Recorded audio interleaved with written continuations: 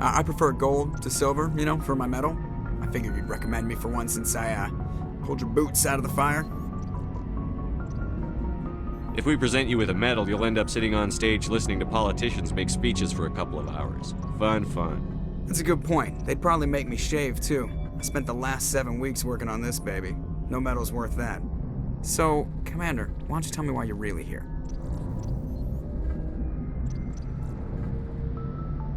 How's the Normandy performing? Is she everything they said she'd be? She's the best ship in the fleet, if you've got a pilot who knows how to handle her. Balance isn't what you'd expect. Takes a while to get used to that oversized drive core we got stuffed in the back, and her power can sneak up on you if you're not careful. The Normandy's probably too much ship for your average Alliance pilot, Commander. Lucky for you, I'm anything but average. I like to know my crew. Mind if I ask you a few questions? I can see where this is going. You did a background check on me, didn't you? Well, I'll tell you the same thing I told the captain. You want me as your pilot. I'm not good. I'm not even great. I am the best damn helmsman in the Alliance fleet. Top of my class in flight school, I earned that. All those commendations in my file, I earned every single one. Those weren't given to me as charity for my disease. What are you talking about? Are you sick? You mean you didn't know? Oh, crap. Okay, I've got Vrolik syndrome, brittle bone disease. The bones in my legs never develop properly, basically hollow, too much force and they'll shatter. Even with crutches and my leg braces, it's hard to get around. One wrong step and crack! It's very dramatic, but I've learned to manage my condition, Commander. Put the Normandy in my hands and I'll make her dance for you. Just don't ask me to get up and dance unless, you like the sound of snapping shin bone. Why does everyone call you Joker? It's a lot shorter than saying Alliance Flight Lieutenant Jeff Moreau. Plus, I love to make little children laugh. I was just thinking how much you remind me of Santa Claus. Look, I didn't pick the name. One of the instructors in flight school used to bug me about never smiling. She started calling me Joker, and it stuck. Why didn't you ever smile? Hey, I worked my ass off in flight school, Commander. The world's not gonna hand you anything if you go around grinning like an idiot. By the end of the year, I was the best pilot in the academy, even better than the instructors, and everybody knew it. They'd all got their asses kicked by the sickly kid with the creaky little legs. One guess who was smiling at graduation? I need to know more about this Vrolik syndrome if I'm putting my ship in your hands. Yeah, of course you do. It's an extremely rare condition. Nobody knows exactly what causes it. Genetic, but there's no cure. They classify my case as moderate to severe. Per dozen fractures, hip, thighs, ankles, my bones were already breaking it. 100 years ago, I wouldn't have survived past my first year. Lucky for me, modern medical science has turned me into a productive member of society. You're not gonna break a bone trying to fly the ship, are you? I don't fly with Commander, so I'm fine as long as I'm in this chair. I gotta be real careful when I get up to take though. I can do my job as well as anyone on the ship. Better, actually. So don't worry about it. I have to go. All right, see ya.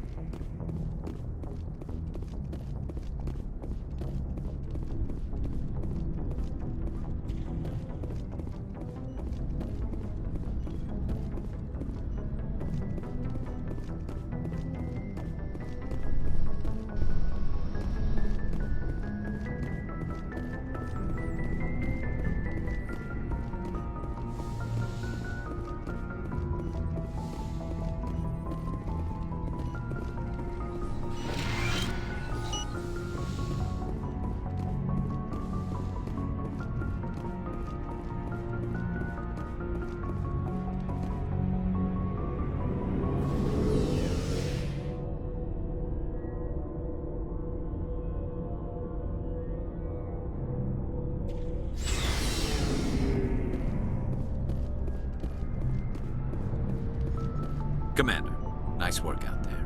I knew working with the Spectre would be better than life at CSEC.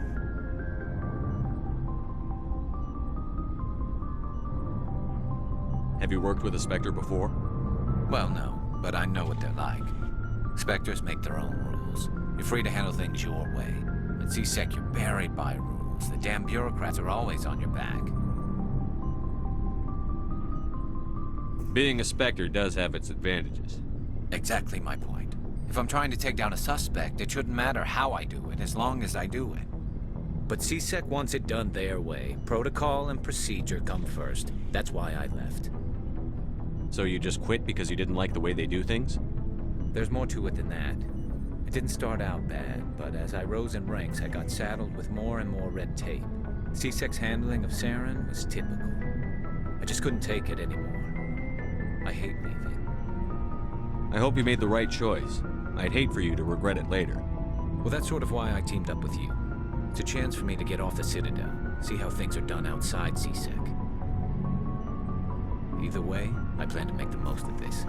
And without CSEC headquarters looking over my shoulder, well, maybe I can get the job done my way for a change. As long as you do your job well, you're free to go about your business as you see fit. Thank you, Commander.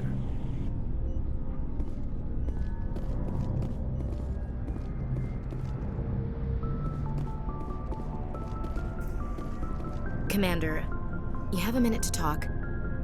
I keep an open door policy. If you have any concerns, lay them on me. All right. I know things are different aboard the Normandy, but I'm concerned about the aliens, Vakarian and Rex. With all due respect, Commander, should they have full access to the ship? Don't mince words, Chief. What's your concern? This is the most advanced ship in the Alliance Navy. I don't think we should give them free rein to poke around the vital systems. Engines, sensors, weapons. You don't trust the Alliance's allies? I'm not sure I'd call the Council races allies. We, humanity, have to learn to rely on ourselves. Standing up for ourselves doesn't mean standing alone. I don't think we should turn down allies. I just think we shouldn't bet everything on them staying allies. As noble as the Council members seem now, if their backs are against the wall, they'll abandon us. I don't see that as inevitable. Look, if you're fighting a bear and the only way for you to survive is to sick your dog on it and run, you'll do it. As much as you love your dog, it isn't human. It's not racism, not really. Members of their species will always be more important to them than humans are. You sound like one of those Terra Firma party pamphlets, Chief. Terra Firma is a pack of jackals. The founders had ideals. These days they just play off xenophobia and bigotry. I hope my reasons are more rational. My father, grandfather, great-grandmother, they all picked up a rifle and swore the oath of service. I guess we just tend to think of Earth's interests as our own. All right. I can see where your concerns are coming from, Williams. But this is a multilateral mission. You're going to have to work with aliens, like it or not. It won't be a problem, Commander. You say jump, I say how high. You tell me to kiss a Turian, I'll ask which cheek. I'm glad there won't be a problem. Anything else you need, Commander? What's your opinion on the last mission?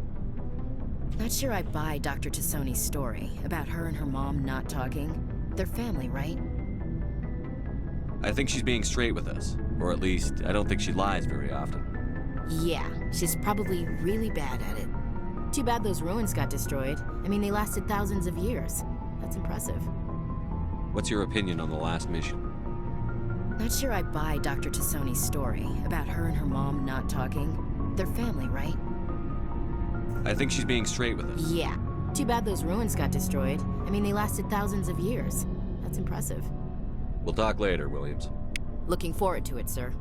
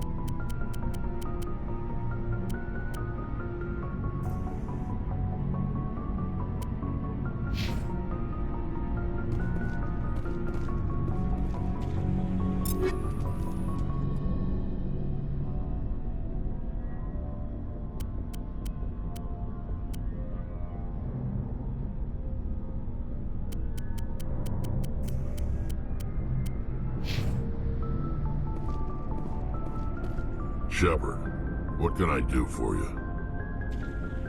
What's your story, Rex? There's no story. Go ask the Quarian if you want stories. You Krogan live for centuries. Don't tell me you haven't had a few interesting adventures. Well, there was this one time the Turians almost wiped out our entire race. That was fun.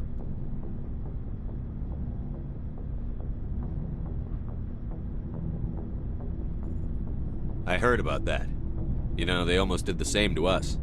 It's not the same.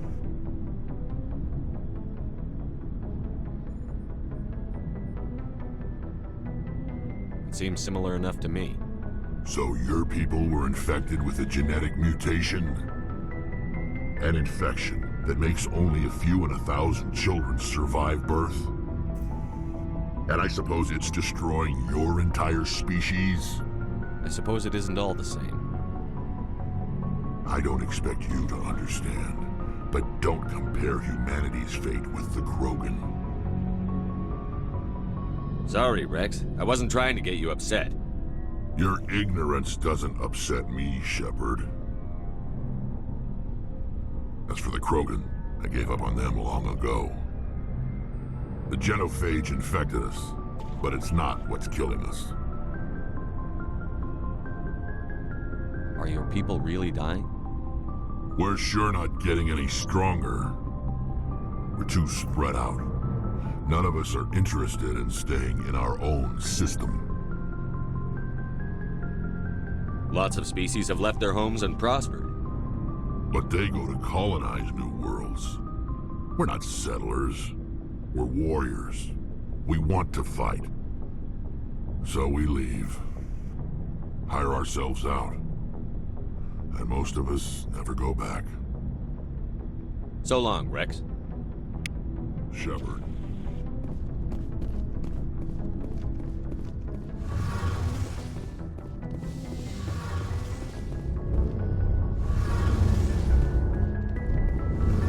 Hey, Commander, you know that Quarian, Tali?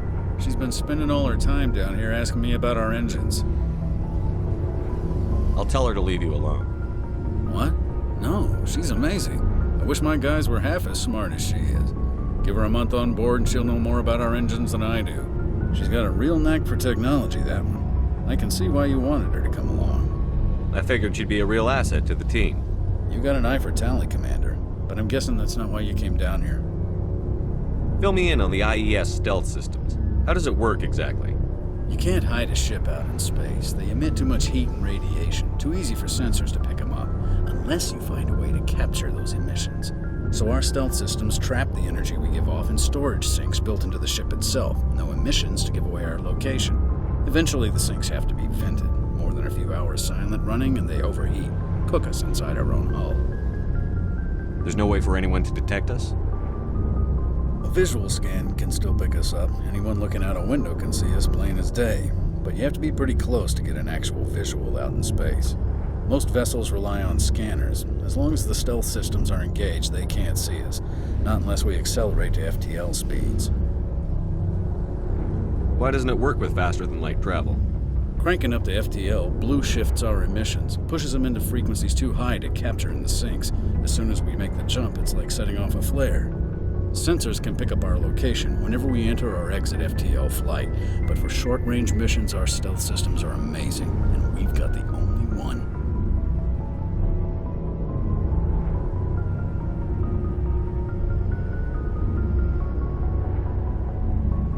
Where else have you served, Adams? If you name a class of Alliance ship, I've probably served on it. Everything from dreadnoughts and carriers right down to frigates like the Normandy. My last assignment was on the Tokyo, only a cruiser, but she was a good ship. Couldn't hold a candle to the Normandy, though. I want to know more about the Normandy. She's the best ship I've ever served on, probably the fastest vessel ever designed. And she's the only one using the new Tantalus drive core. What's so special about the Tantalus drive core? Proportionally, it's about twice the size of any other vessel. Not only are we faster, we can run at FTL speeds longer before we have to discharge the core. Carry on, Adams. Aye, aye, Commander.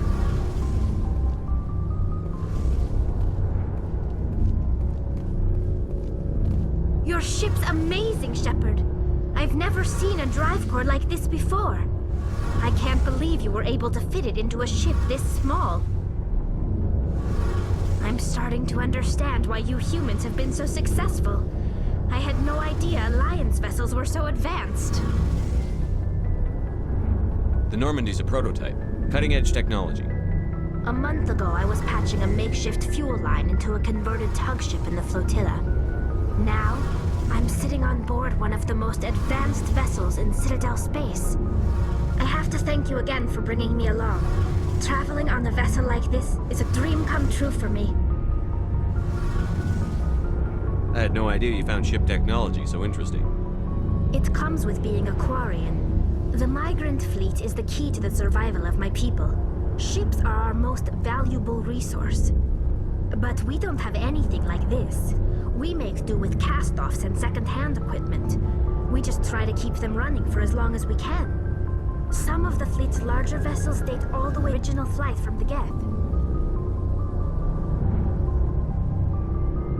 I can't believe your fleet's still using ships that are 3 centuries old. They're constantly being repaired, modified, and refitted. They aren't pretty, but they work. Mostly. We've tried to make ourselves as independent as possible on the flotilla. Grow our own food, mine, and process our own fuel. But some things we just can't make on our own. A patch to maintain the hull integrity requires raw materials we just don't have. That's why our pilgrimages are so important.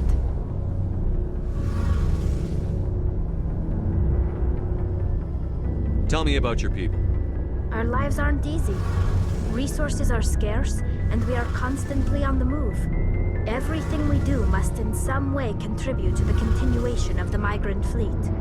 There are 17 million Quarians in the flotilla, and each of us relies on the others for survival. The bonds among my people are strong. Unfortunately, we have had to surrender many of the freedoms and civil liberties other species take for granted. What kind of freedoms? Well, it's illegal for parents to have more than one child.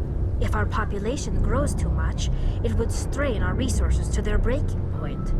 Of course, we also can't allow our numbers to become too few. If our population is in decline, the rule against single births is temporarily repealed.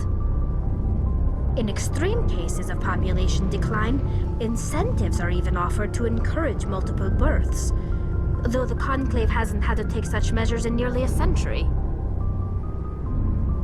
That's your government. The Conclave is our civilian branch of government. Each ship can elect a representative to serve on the Conclave and make decisions that affect the fleet as a whole. On matters that affect an individual ship, however, the captain has the final say. It's a tradition that dates back to the early days, when the fleet was governed by martial law. Fortunately, most captains nowadays are smart enough to have an elected council from their crew to give them advice and guidance. So the ultimate power rests with elected officials. In practice, the Conclave and the respective council for each ship tend to set the rules that govern our daily lives. But in theory, we are still under military jurisdiction. The 5 top-ranking military officials in the fleet serve on the Admiralty Board. These 5 have the power to overrule any decision by the Conclave in case of emergency. To do so requires unanimous agreement among the Admiralty, and they can only do this once. After that, the entire board must resign their posts. It's a safeguard that served us well. In nearly 3 centuries, the Admiralty Board has only overruled the Conclave 4 times. I want to know more about the Geth. I doubt I can tell you anything you don't already know. It's been almost 3 centuries since they drove my people into exile. All I know is the story of their origins.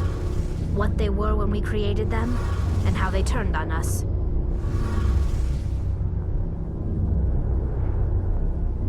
Interesting. The Geth were originally created to serve as an automated manual labor force. Initially, their intelligence was as limited as any VI. Over time, we made small modifications to their programming to allow them to perform more varied and complex tasks, bringing them closer and closer to true AI status.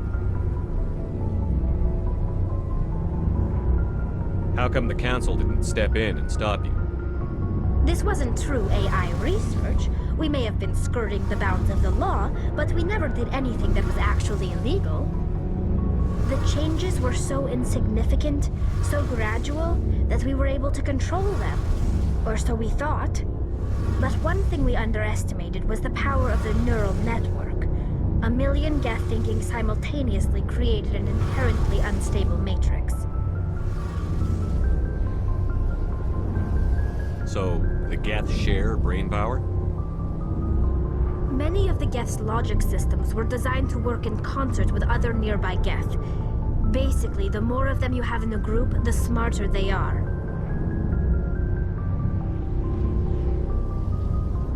So there's some sort of group consciousness? No, nothing like that. They cannot share sensory data or information. Their programming cannot handle that much simultaneous input. Each Geth maintains an individual awareness and identity. The neural network only operates on a process-based level. It's basically the synthetic equivalent of a subconscious. But when they're in close proximity, they can coordinate low-level functional processes, freeing up more capacity for original or independent thought.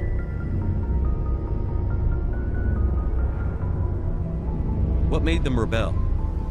As we built more and more Geth, their effective intelligence became more sophisticated, more abstract.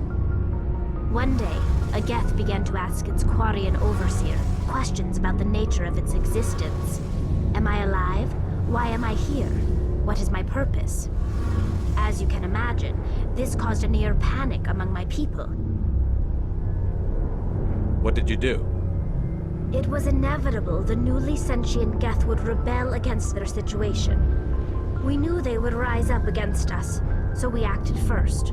A general order went out across all Quarian-controlled systems to permanently deactivate all Geth. The Geth responded to this order violently.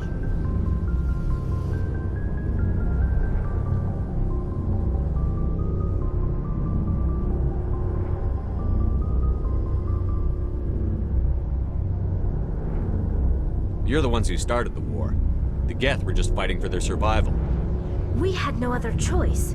The Geth were already on the verge of revolution. By acting quickly, we had a chance to end the war before it began.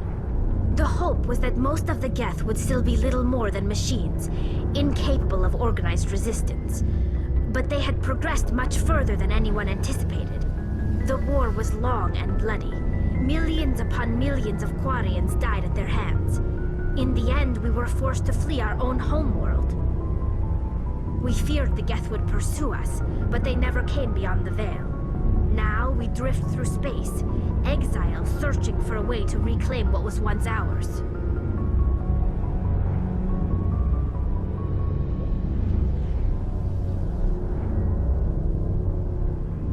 I want to know more about the pilgrimage. When my people reach maturity, we leave our birth ships and seek acceptance with a new crew. It's necessary to maintain genetic diversity among the fleet. But no ship wants to accept someone who will be a burden on them. So, to prove our worth, we embark on a pilgrimage. We set out alone, leaving the flotilla and our families behind us. We only return once we have found something of value we can bring back to the fleet. This is presented as a gift to the captain of the respective ship we wish to join. If the gift is accepted, we are welcomed into the crew. Can a captain choose to reject the gift? That doesn't happen often. Most captains are eager to increase the size of their crew. It increases their own standing in our society.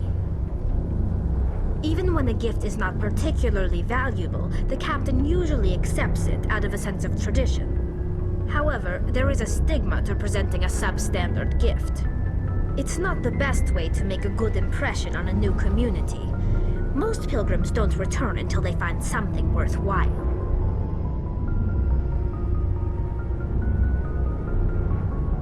I want to talk about something else. Like what? I should go. See you later.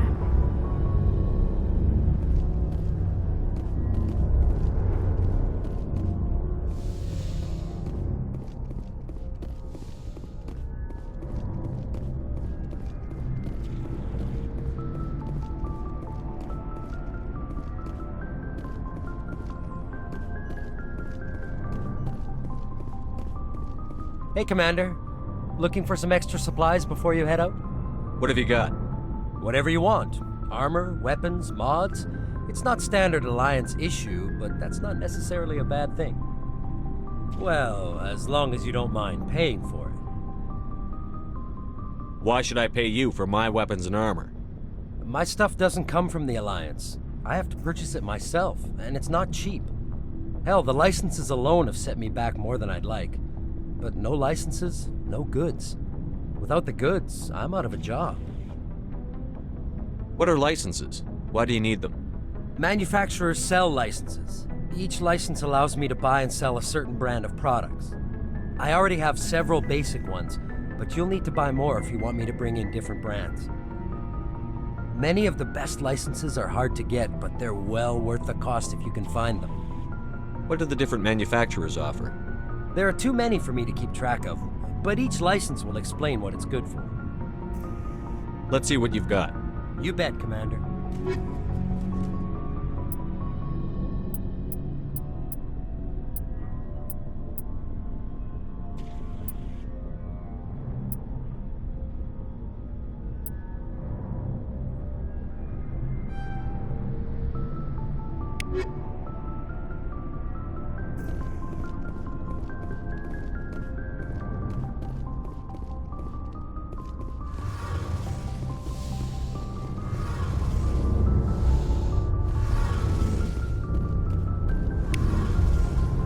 Something I can do for you, Commander.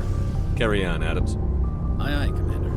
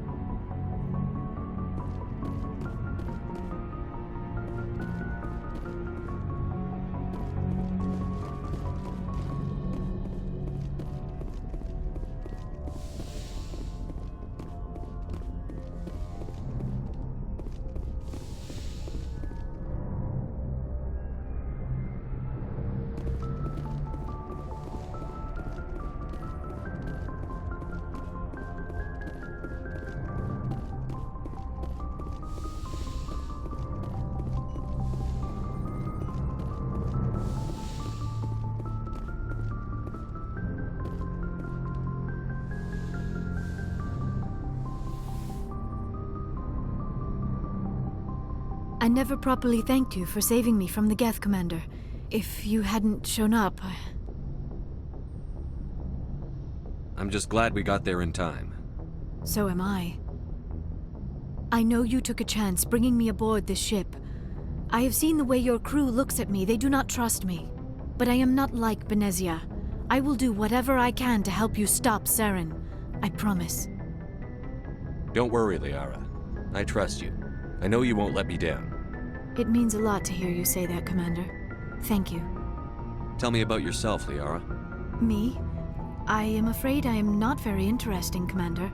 I spend most of my time on remote digs, unearthing mundane items buried in long-forgotten Prothean ruins. Sounds dangerous. And lonely. Sometimes I would run afoul of indigenous life forms or stumble across a small band of mercenaries or privateers, but I was always careful. Until the Geth followed me to Artemis Tau, I never found myself in any situation my biotics could not handle. As for the solitude, well, that is one aspect that most appealed to me. Sometimes I just need to get away from other people. You don't like other people? I suppose it comes from being a matriarch's daughter. People expected me to follow in Benezia's footsteps. They wanted me to become a leader of our people. Matriarchs guide their followers into the future. They seek the truth of what is yet to come. Maybe that's why I became so interested in the secrets of the past. It sounds so foolish when I say it out loud. It sounds like I became an archaeologist simply to spite Benezia. All children rebel against their parents. It's a natural part of growing up. Aha, you share the wisdom of the matriarch, Shepard. That is exactly what Benezia said when I told her of my decision. But there was more to it than that. I felt drawn to the past. The Protheans were these wondrous, mysterious figures. I wanted to know everything about them.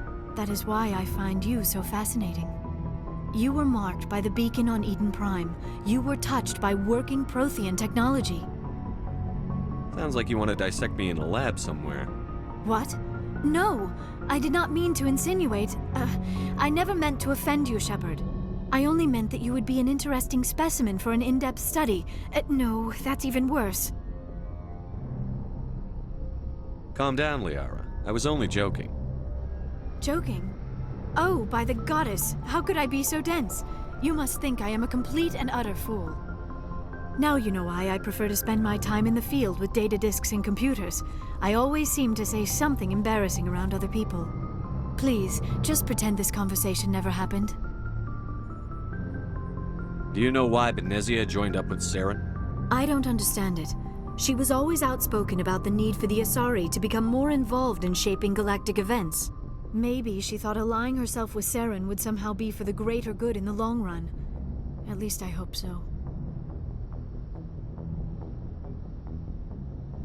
This hurts you, doesn't it? None of this makes any sense to me. I have not spoken to Benezia in many years, but I know her, and this was not like her. Something changed.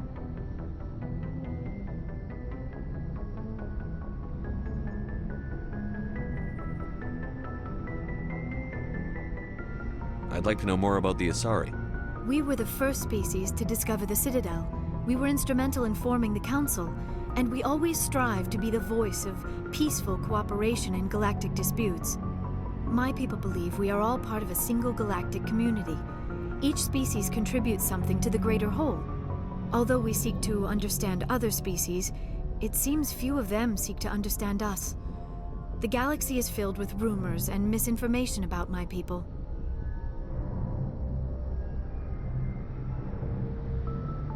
Like what? Most of the inaccuracies are centered around our mating rituals.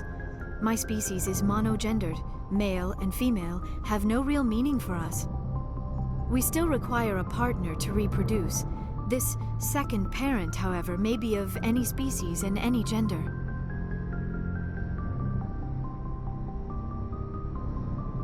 I don't understand. Your species can mate with anyone? Mating is not quite the proper term, not as you understand it. Physical contact may or may not be involved, but it is not an essential element of the union. The true connection is mental. Our physiology allows us to meld with other beings. We can touch the very depths of their minds. We explore the genetic memory of their species. We share the most basic elements of their individual and racial identities. We then pass these traits on to our daughters. It is how we learn to grow as a species and how we develop a greater understanding of other races.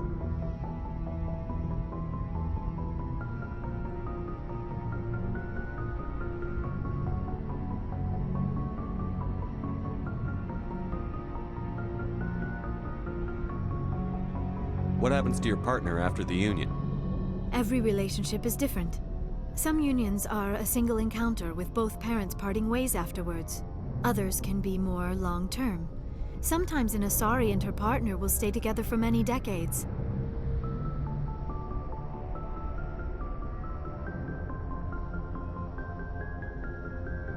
Do you know who Matriarch Benezia chose as her partner? She rarely spoke of her partner. Though I know my father, if you want to use that term, was another Asari.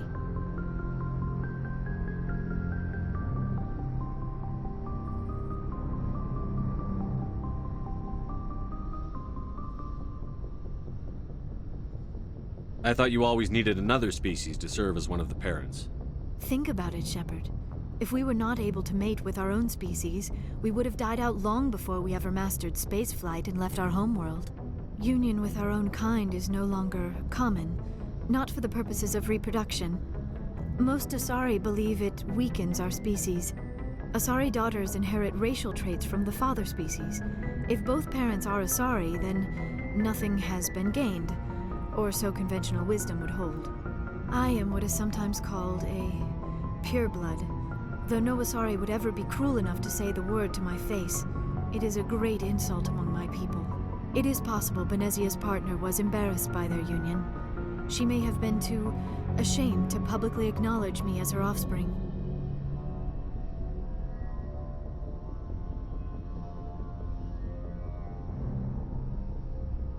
How could anyone abandon their own child? I cannot answer that. This is all speculation on my part. It is possible she wanted to be part of my life, but something happened to her before she had the chance. Benezia never spoke of her partner. Whatever happened, it caused her too much pain to dwell on it. She raised me by herself, though that is not uncommon. Many Asari raise their children alone, particularly if the father species is short-lived. Often the partner will pass on long before the child reaches maturity.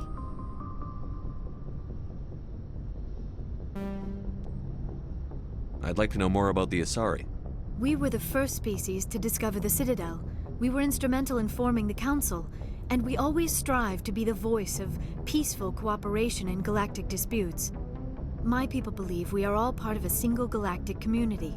Each species contributes something to the greater whole. Although we seek to understand other species, it seems few of them seek to understand us. The galaxy is filled with rumors and misinformation about my people. Like what? Most of the inaccuracies are centered around our mating rituals. My species is monogendered. Male and female have no real meaning for us. We still require a partner to reproduce. This second parent, however, may be of any species and any gender. I should go. Goodbye, Shepard.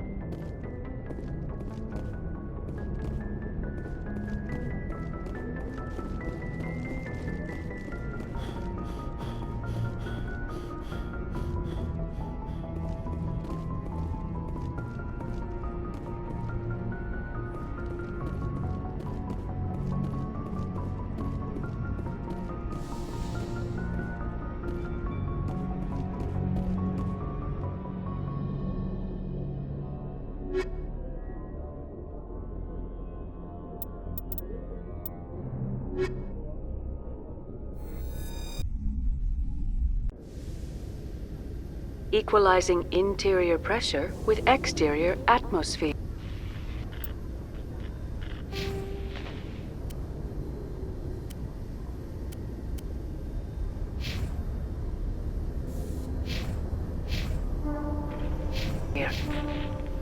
Logged. The commanding officer is ashore. Exo Presley has the deck.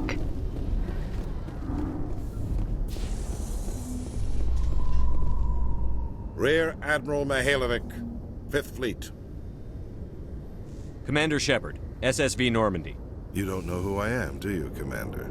I command the 63rd Scout Flotilla. You and the Normandy were slated for my unit after shakedown.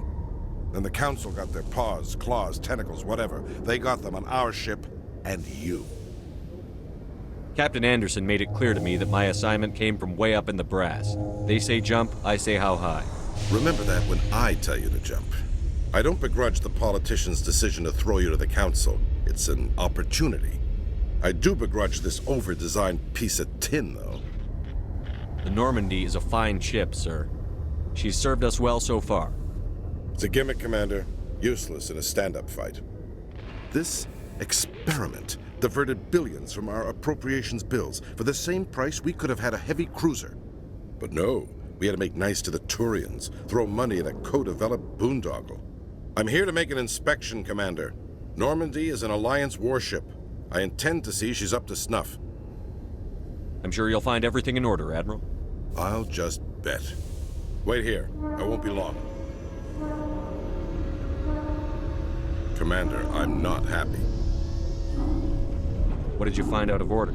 Who designed that CIC? Putting the commander aft of everyone else is inefficient. What if he needs to discuss with the operators toward the bow? Modified Turian style. They prefer commanders looking over their subordinates rather than in the middle of them. We wanted to see how effectively they can command with that setup. Reasonable goal, but they should have studied that in a lab rather than on a frontline warship. I had to shake my head at that drive core of yours. 120 billion credits of element 0 to make this thing able to move without giving itself away. You realize we could make drive cores for 12,000 fighters with that money? What good is it to hide for a few hours anyway? Useless. We can loiter in an enemy system and monitor traffic, or drop infiltration teams on enemy worlds. Normandy can be more effective than the Solarian STG. Maybe. But that's not the job of a proper warship. We're supposed to find and kill the enemy fleet, not count how many times their garrison goes to the bathroom. And we need to talk about your crew, Commander. Krogan? Asari? Turians? What are you thinking, Commander? You can't allow alien nationals free access to Alliance equipment? Between Saren and the Geth, we have enough enemies out here. Treating other species with suspicion and distrust won't win hearts and minds. That assumes the hearts and minds are worth winning. That hasn't been proven yet. You have anything else to say, Commander? Any other justifications for the state of this vessel? None, sir. Very well. I don't agree with any of this, but your reasons seem sound. I'll be submitting a report to the Joint Military Council. It will not be as negative as I'd planned. Good hunting, Commander Shepard. Make us proud.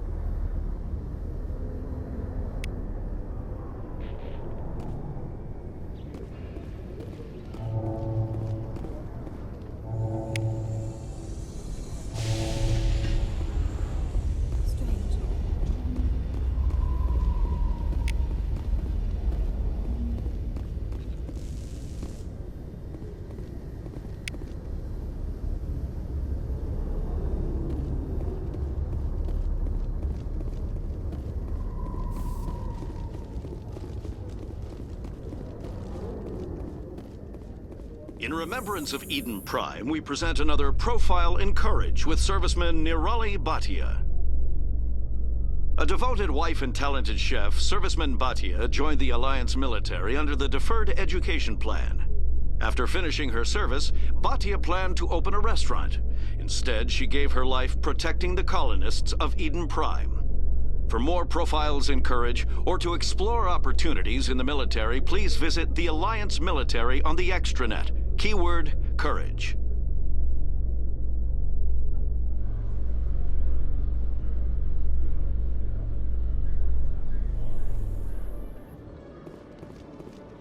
Commander Shepard, Khaleesa bint Sinan Al-Jalani, Westerland News. Would you answer a few questions for our viewers? What do you want to know? You've been given a unique position to represent our race. People want to get a sense of how you'll do that.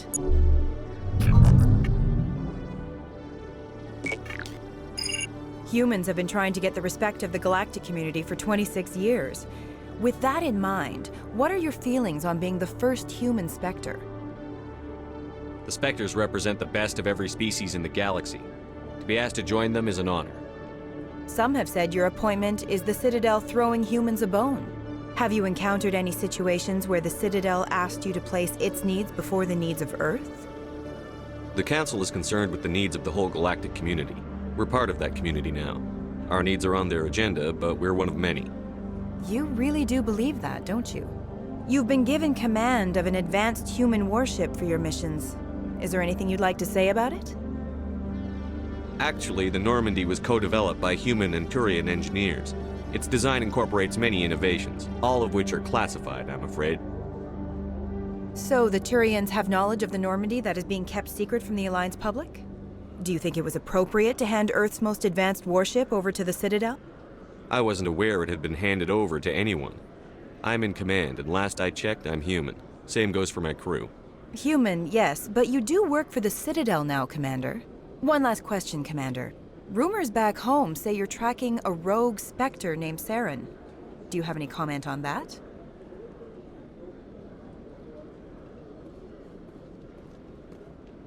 I'm afraid I can't comment on whatever my current assignment may or may not be. Don't worry, we'll find out. The eyes of Earth are on you. Don't let us down. Thank you for your time, Commander Shepard.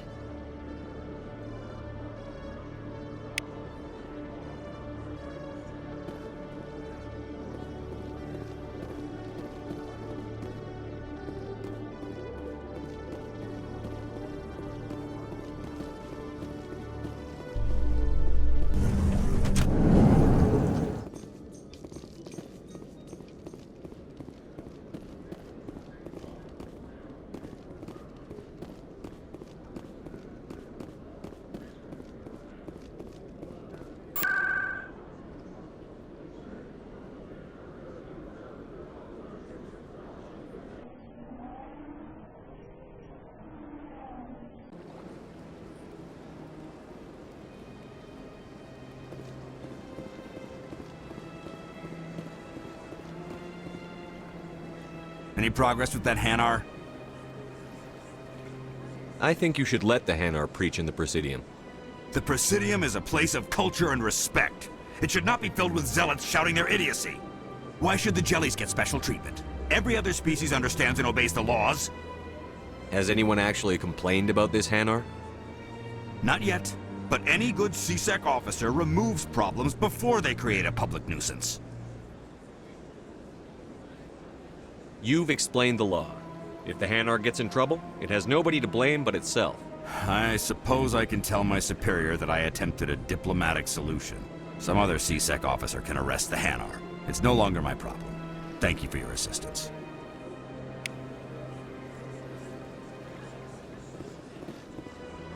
The officer has left, and this one is free to share the glory of the Enkindlers. This one offers its appreciation.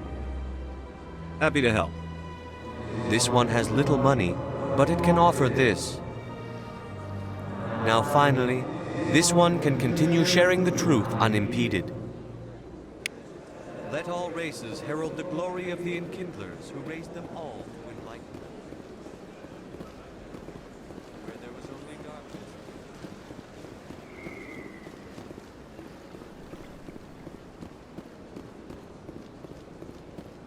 I'm telling you, this is not what Jake would... I don't care what you think, Michael. It's my decision. I know you're hurting, Rebecca, but don't let your grief hurt your baby too. Can I help you with anything? Perhaps you can talk some sense into her. I don't need anyone to talk sense into me, Michael. I'm not undergoing the treatments. My sister-in-law here is pregnant, and she's refused to let the baby undergo gene therapy in utero. I thought gene therapy was common. My husband Jacob died from a rare heart condition several months ago. There's a chance that the baby could develop the same heart condition, but routine gene therapy can eliminate it. A very small chance, Michael. And extranet reports say the therapy could harm the child. It's less dangerous than the genetic enhancements that every soldier in the Alliance receives. It's Rebecca's child, Michael. I think you should honor her decision. Damn it, she's not choosing. She's acting blindly out of grief. I know you want the best for your brother's child, but this isn't your decision. Of course it is! I'm the closest thing to a father this baby is going to have. Then support the baby's mother.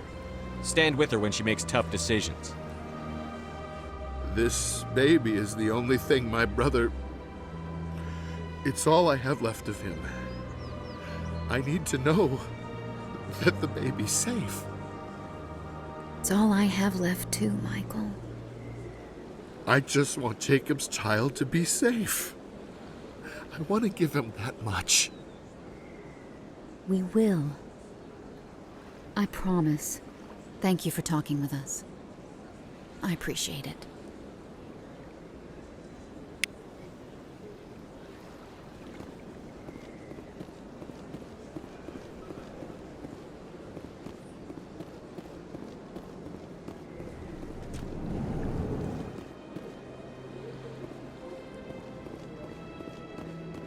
Greetings, Earth Clan. How can this humble servant be of use to you? I should go. Goodbye, Commander.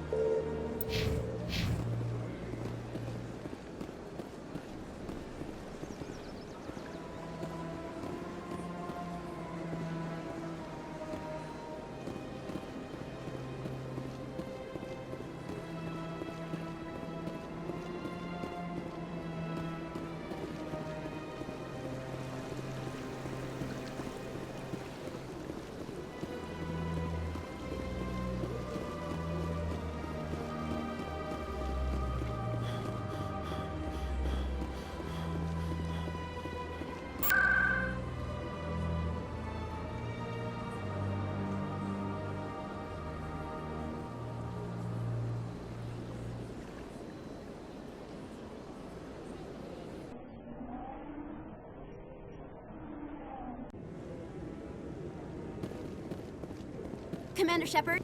Hello again, Commander. I've got a proposition for you.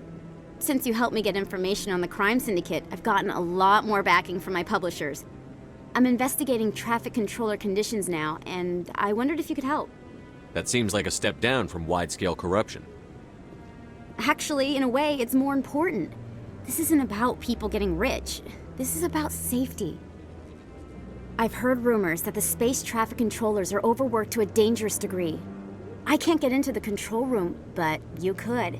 If you planted a bug inside, I could crack the story.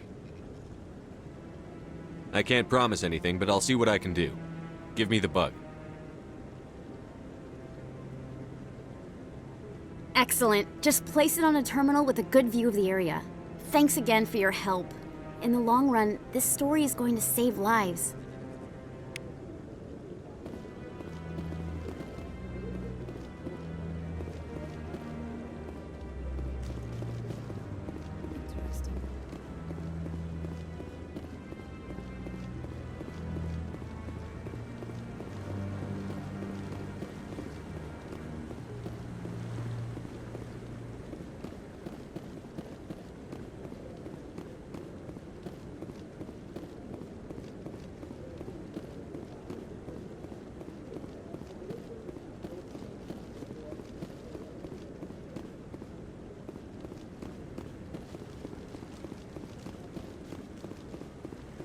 No, I'm waiting to speak. Commander, any word on my missing men? They were killed by a Thresher Maw. A Thresher Maw? That's not... My men wouldn't just stumble into a Thresher nest. Not the entire unit. Somebody lured them there with an Alliance distress beacon. Placed it perfectly so they'd land right beside the Thresher nest. Damn it. I had a bad feeling about this ever since my team disappeared. An Alliance beacon used as bait, my unit wiped out, and nobody seems to know anything about it. Commander, I appreciate what you did. Now I need to do my part. The families of those Marines deserve to know why they died. Captain Anderson said you had information on Baines. Not as much as I'd like to. One of my crews found him, frozen stiff on board a derelict vessel. The missing recon group? The one I sent you to find? They were scouting the system we found Baines' ship in. I hope you find what you're after, Admiral. I will, Shepard. I'll let you know when I find anything out.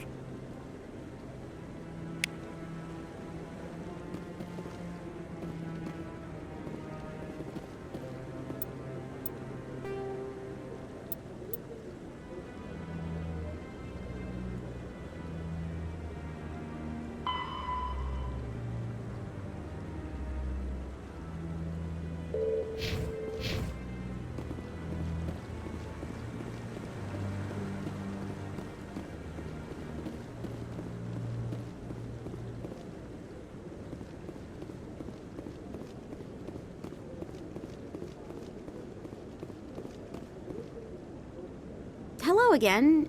Is there a problem? I'm not detecting any signals from the bug yet. I'll let you know when it's done. Goodbye.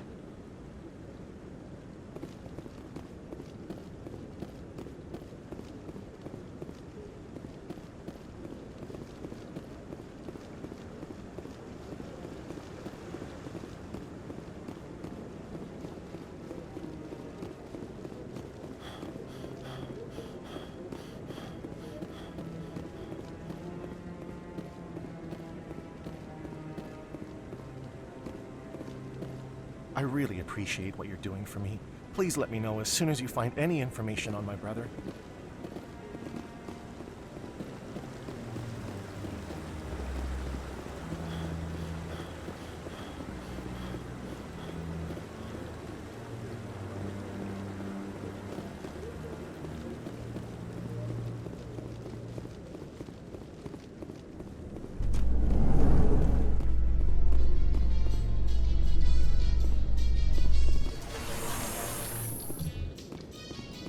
In entertainment news, Francis Kitt has announced plans to direct Hamlet with Elcor cast members.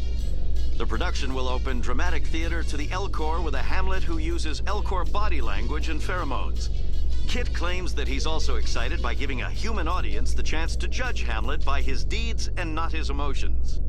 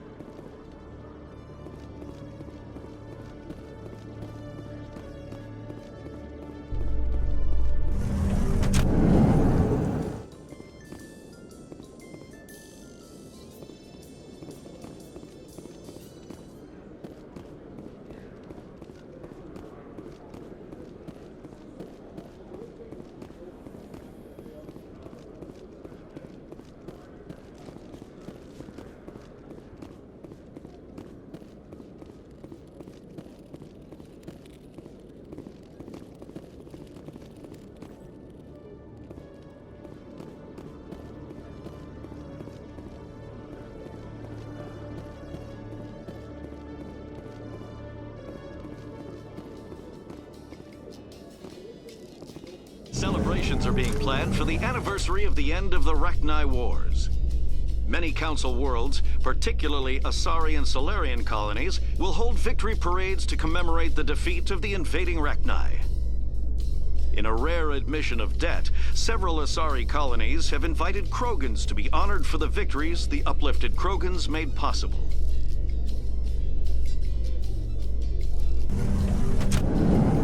In a further development in the Eden Prime investigation, the Council has reportedly revoked the Spectre status of one of its operatives. While the unnamed operative has not yet been apprehended, a Council spokesman confirmed that corrective actions had been taken.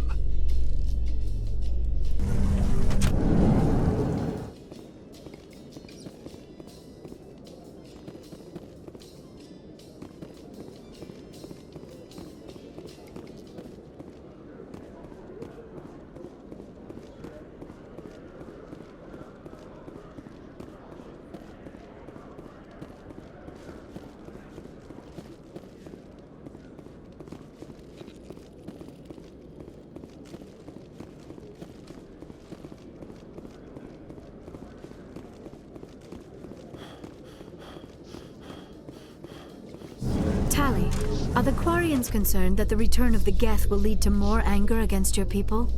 The Geth killed billions and forced us from our homeworld.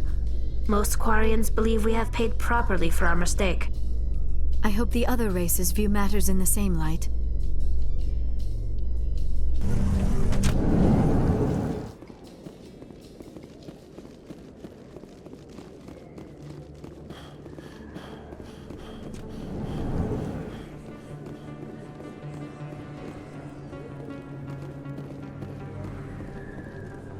Hey, Commander Shepard. Good to see you again. Anything you need? I have to go. Right. You're probably real busy. Well, see you around, Commander.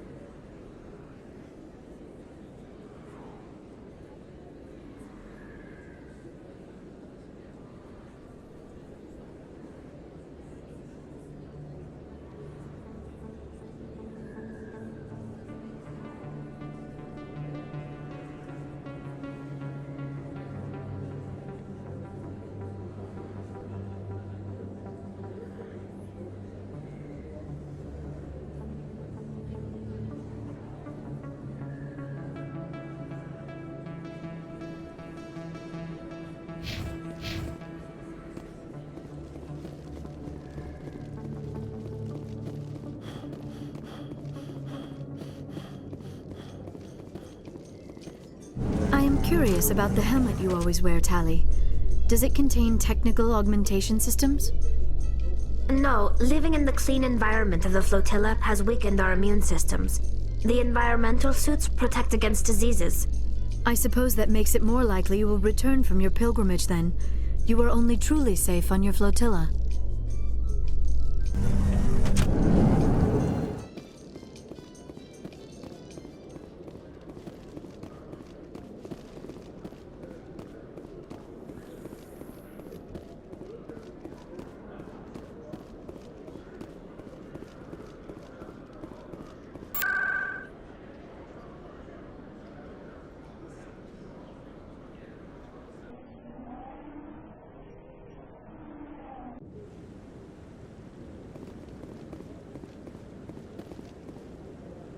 Hello again. Is there a problem? I'm not detecting any signals from the bug yet. I'm not going to plant this bug. This isn't a good idea. Why not? The controllers need someone to tell their story, and the public deserves to know.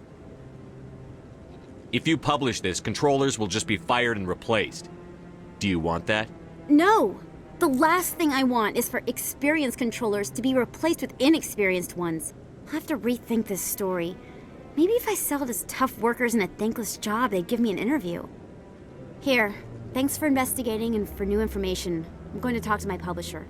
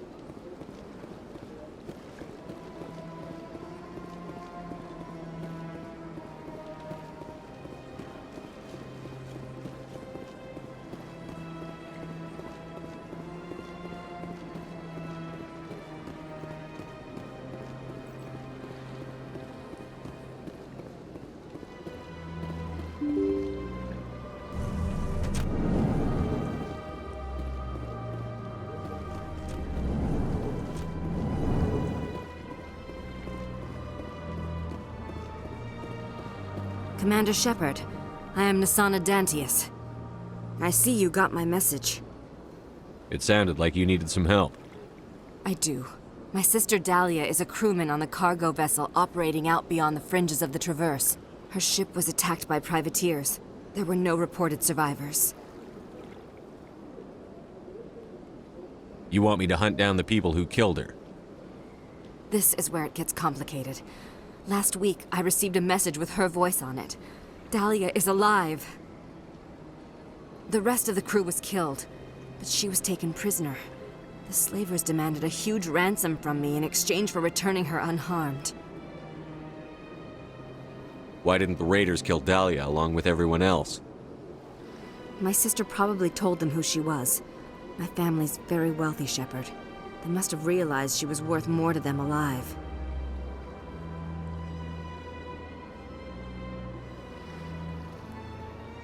Do you want me to deliver the ransom? I've already transferred the funds to the account they specified. Only they never released her. They haven't contacted me since. I've made a terrible mistake, Shepard. I'm a diplomatic emissary. By law, I'm required to report any attempted extortion to C-Sec immediately. But I was afraid for Dahlia, so I just paid the ransom. Now she's still missing. And if anyone finds out what I did, I could end up in jail. You want me to find her and bring her back? You only need to bring her back. I've already found her for you. I tracked the ransom payment through several accounts. Eventually, it led to a small mercenary band operating out of the Artemis Tau cluster. I need you to go to the Merc base, take them out, and bring my sister back. You shall be well rewarded. Don't worry. I'll bring your sister back. Thank you, Shepard. I knew you were the right man for the job. Come back and see me when the job is done.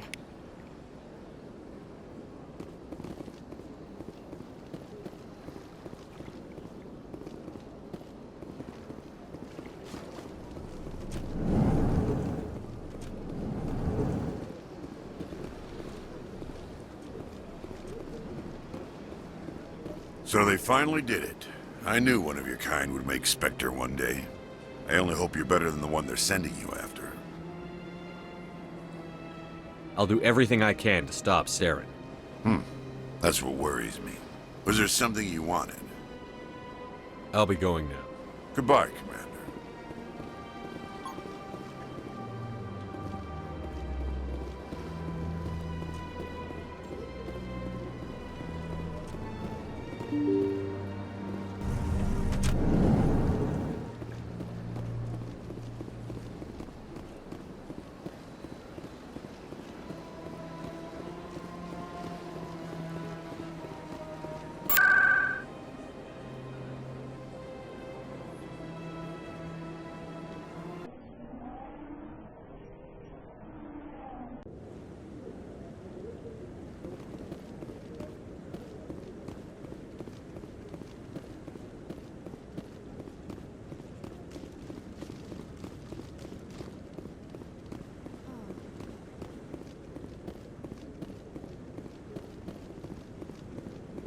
See how the trees and the fountain naturally blend with the arches of the tower.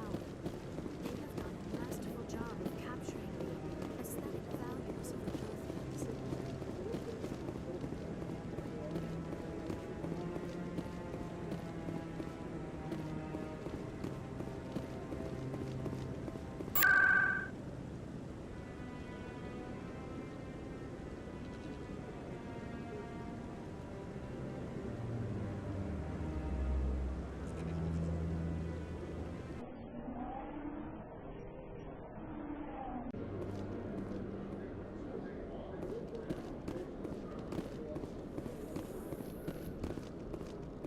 Later today, Emily Wong goes inside the fast-paced world of space traffic controllers with an exclusive interview.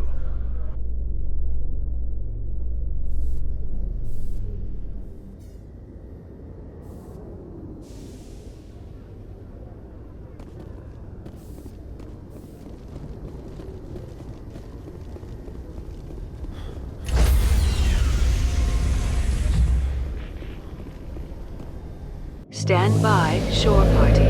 Decontamination in Logged.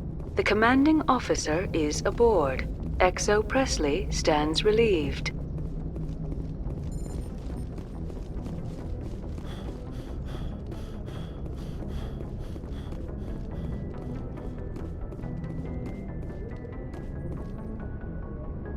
Message coming in. Patching it through. Commander, Miss Al-Jalani's story on you just aired. She shouldn't have ambushed you like that, but you handled it pretty well. We had differences of opinion, sir. I hope she at least believed my sincerity. You handled yourself pretty well, Commander. She came across like a raving idiot. Just wanted to let you know what the response was back home. I won't keep you any longer. Fifth Fleet out.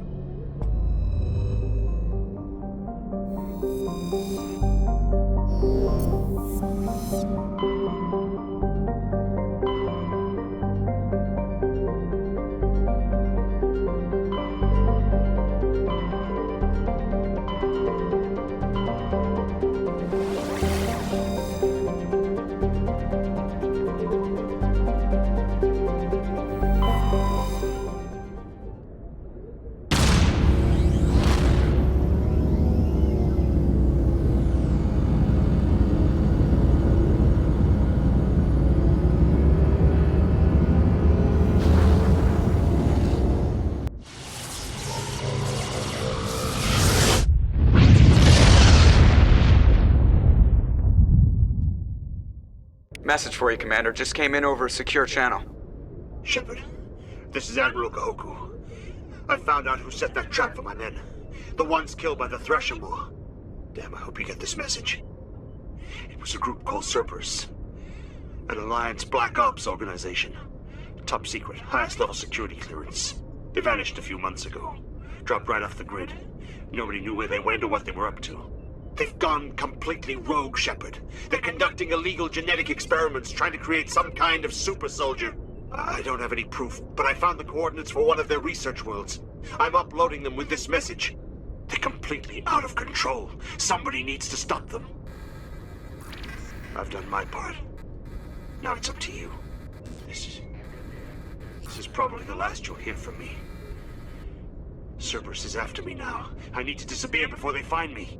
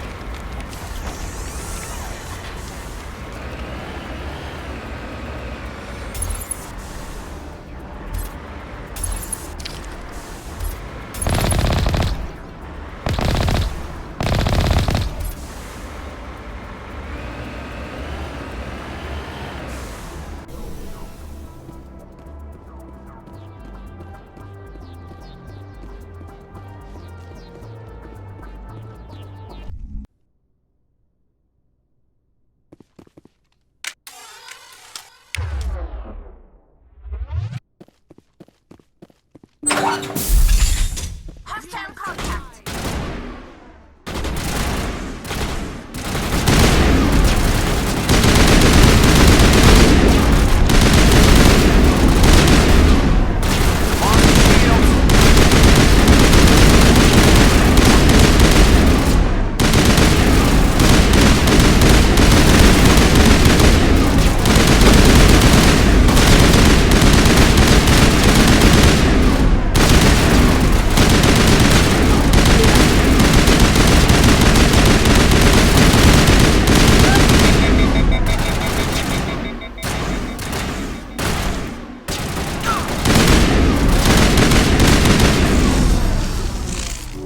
Good to go.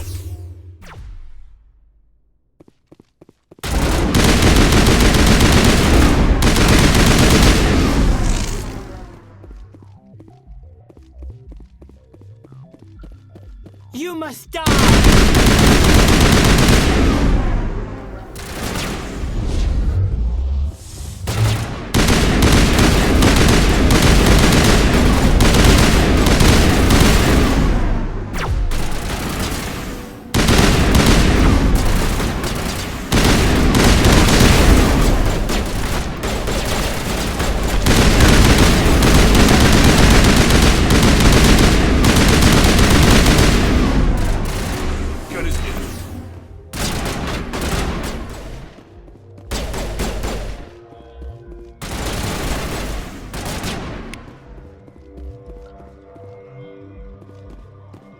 I think we're good, Shepard.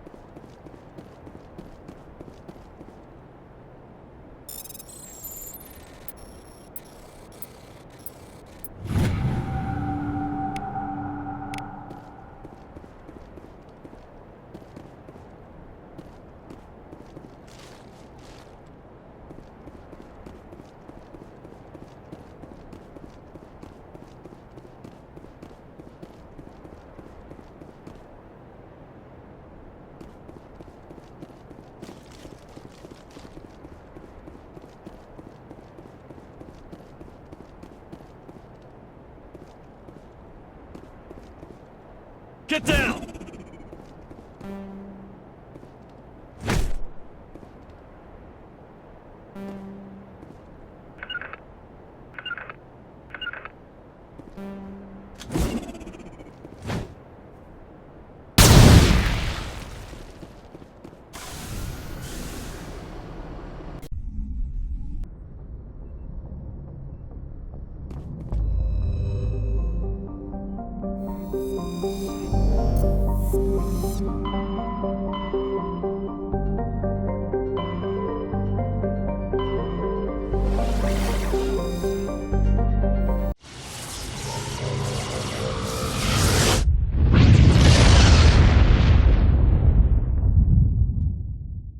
Commander, urgent message from Alliance Command coming in. I'll patch it through. Shepard, this is Admiral Hackett from Alliance Command. We've got a situation here, and you're the only one that can handle it.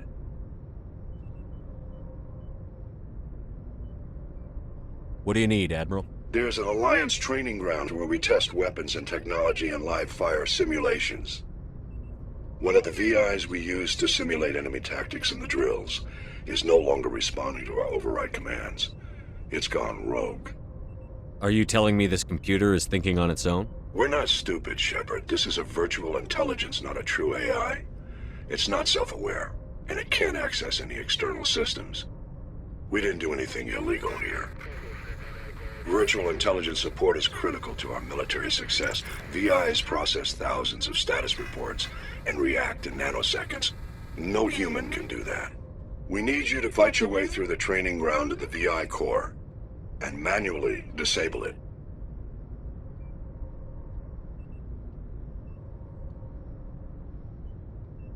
Don't worry, Admiral. I'll take that thing out. I know Spectres answered the Council, but you're still human. You're still part of the Alliance military, and right now we need you. The VI controls all the facility's weapons, drones, and automated defenses. You're the only one that can pull this off, Shepard. Good luck.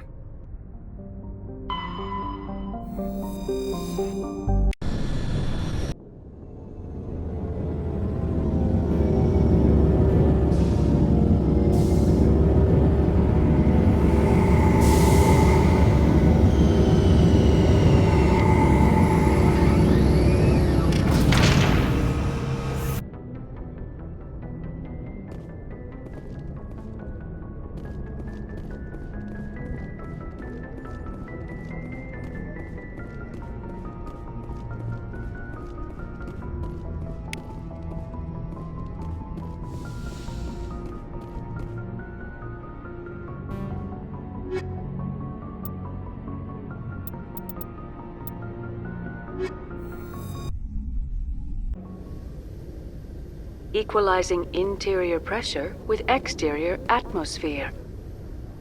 Logged. The commanding officer is ashore. XO Presley has the deck.